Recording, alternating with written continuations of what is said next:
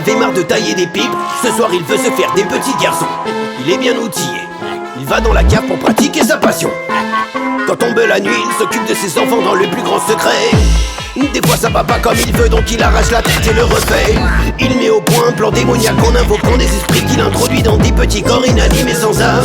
Ses créations finissent en larmes, mais ça l'aide à aller mieux. Avant ça il était seul et alcoolique.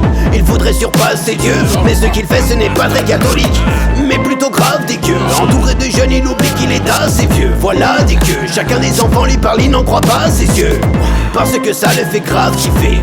Dans sa menuiserie, Geppetto donne vie à des pantins de bois qu'il a lui-même fabriqués. T'as pigé? Y'a des pantins qui parlent, ils ont l'air convaincus, parce que Geppetto fait de la magie noire pour qu'ils agissent à leur insu. Dans les tympans y'a des diablotins qui s'adressent à l'inconscient collectif, parce que Geppetto connaît la méthode pour que chacun des pantins obéisse. Après la cérémonie incantatoire, Geppetto s'esclave de joie. Grâce à lui les pantins ont des émotions, mais pour les soumettre il leur fait boire des potions.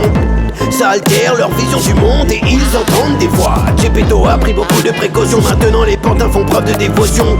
Parfois il les utilise pour faire comme avec des poupées vaudou. Au moins ça lui passe le temps, car il faut dire que Geppetto s'ennuie beaucoup. Il faut que les pantins le vénèrent, parce qu'à la moindre contrariété Geppetto se vénère et dénombre des infidèles qui finissent à la cheminée. Y'a des pantins qui parlent, ils ont l'air convaincus, parce que Geppetto fait de la magie noire pour qu'ils agissent à leur insu. Dans les tympans y'a des diablotins qui s'adressent à l'inconscient collectif, parce que Geppetto connaît la méthode pour que chacun des pantins obéisse. Un jour il était pas content parce qu'un pantin s'est permis de lui raconter des mythos. Depuis cet événement dès que l'un d'entre eux lui ment, le volume de leur terrain devient si gros. En fait leur liberté est conditionnée à ses choix. Geppetto tire les ficelles et veille que chacun respecte ses droits. Mais les pantins ne sont pas d'accord, ils en ont marre d'être contrôlés. Ils veulent s'émanciper par la force pour profiter de leur vie pour les bons côtés. Un soir sur un coup de tête, il a fait sa plus grosse boulette. En ratant sa découpe nette, il finit avec une plaie ouverte.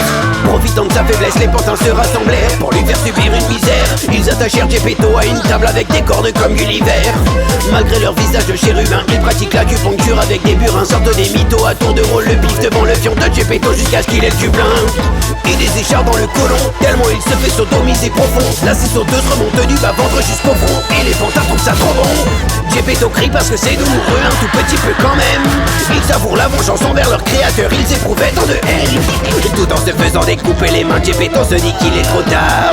Il aurait pas dû enfermer des âmes dans des morceaux de bois comme un connard. Il agonise dans sa menuiserie en attendant que la faucheuse l'emporte. Lorsque Geppetto se réveille, il a la gueule de bois mais au sens propre. Gueule de bois mais au sens propre. Gueule de bois mais au sens propre. Gueule de bois mais au sens propre. Gueule de bois mais au sens propre. Gueule de bois mais au sens propre. Gueule de bois mais au sens propre. Gueule de bois mais au sens propre. Gueule de bois mais au